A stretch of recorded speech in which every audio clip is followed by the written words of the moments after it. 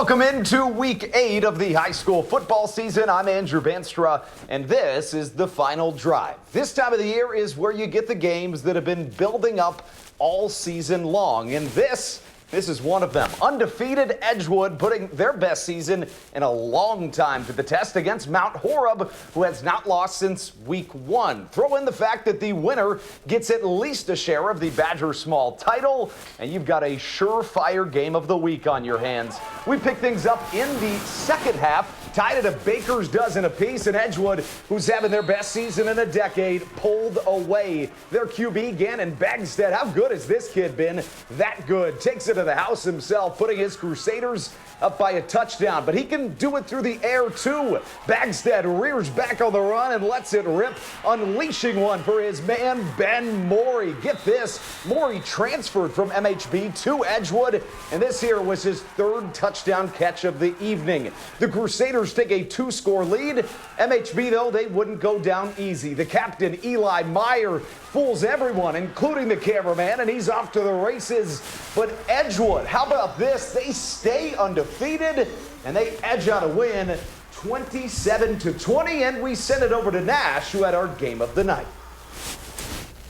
Yeah, Andrew, our game of the night was good as always with the Glarner Knights of New Glarus on the road against the red-hot River Valley Blackhawks. River Valley the winners of their past 6, whereas New Glarus started off 6-0 and just suffered their first loss of the season last week. A game that has big implications for the Southwest Conference. Both teams are 6-1 with 1 game left in the regular season. A River Valley win tonight would secure a share of the Southwest Conference for the Blackhawks. And RV started out with some highway robbery. Keegan Heiser tips it up and brings it down, turning the Knights over and turning it into points. Lucas Klein on 4th and goal fires a laser to a crossing Jordan Gouger, and just like that, the Blackhawks were on top. But if we learn anything about the New Glarus, they can sling the rock. Matt Roth rips one to Will Pinau, who hits the gas, and the Glarner Knights get the huge win by only 1 point, 31-30. Back to you, Andrew. Nash, talk about a couple of great games, and we're just getting started. We've still got 6 more to go. It's been a while since we've seen Middleton, so here's the scoop on the Cardinals. They have not lost since week 1, and a few weeks ago they snapped Verona's behemoth Big 8 winning streak. The Cardinals could very well win out, but Madison La Follette, they've got something to say about that. The Lancers weren't planning on going down without a fight. We picked things up in the first half, and the Cardinals, well, they were already flying high. La Follette trying to get something started, but it's a fumble. Reed Falk forces the fumble, and Oliver Wenning scoops it and wills his way to the end zone. Middleton just getting started. Later on, they get it done with the offense. The QB, Joey Pasaglia, fools everybody, scooting in for the score, and Middleton wins it big, 56-7, the final. We are right around the corner from the postseason, making games like these mean more than ever. Janesville, Craig, and Madison West are tied for 3rd place in the Big 8, and a win this evening for either side could put that bronze medal on ice. And more importantly, all but certainly lock up a playoff spot. We pick things up in the second half, West leading Craig 10-6. The Regents looking to add to that lead. Nicholas Ruth, he pulls it out on the play action, putting it where only his man Kavarian Johnson can bring it in. West adds some insurance, but later, and why does it always seem to come down to the special teams? Craig punting it away, but Malachi Schoonover, he just can't secure the ball. The Regents can't help but take advantage of it as they take a huge swing of momentum, and that guy Ruth, baby, was he back at it. He rams it into the end zone and helps West win a big one, 24-14, the final score. Checking out some scores from elsewhere, Lodi beats Beloit Turner 28-14, and Waunakee stays perfect. They get DeForest by a big margin, 52-14.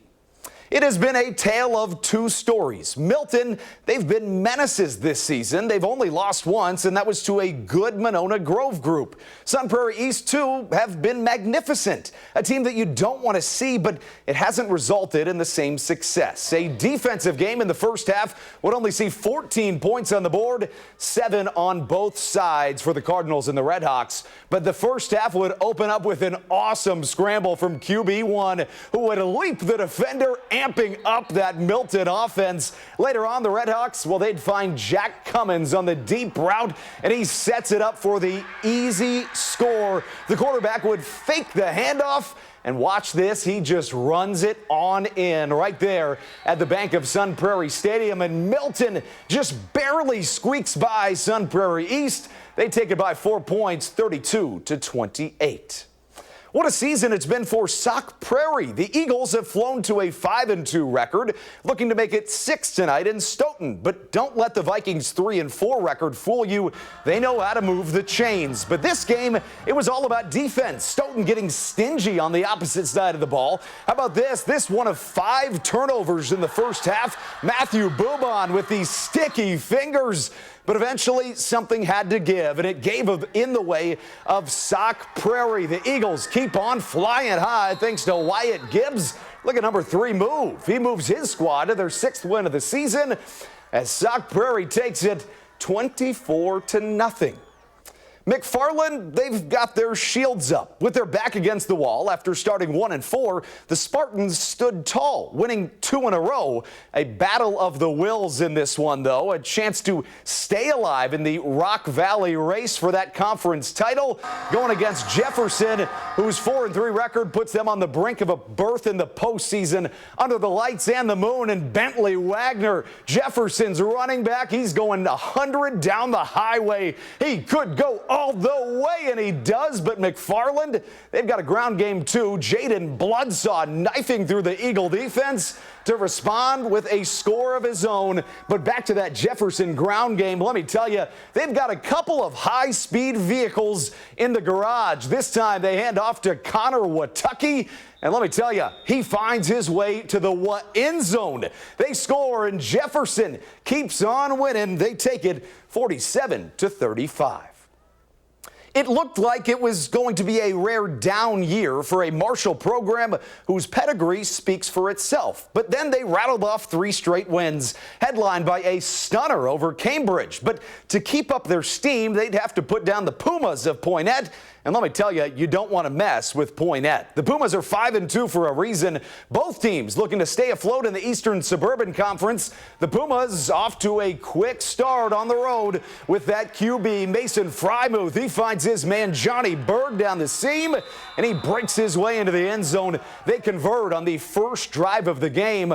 Marshall, though, they look to get the ball going early, but it results in an interception. Vance Hathaway takes it away. What a play by the senior linebacker. The Cardinals would, however, though, get the ball back without giving up any more points. Then watch this. Marshall would dive to the last page of that playbook. For this one, the wide receiver, Abukar Sanghor, finding the wide open man, Logan Ney, to get on the board. How about that for a trick play? But it wouldn't result in a win as Poynette gets another big old W, 47-20, the final score.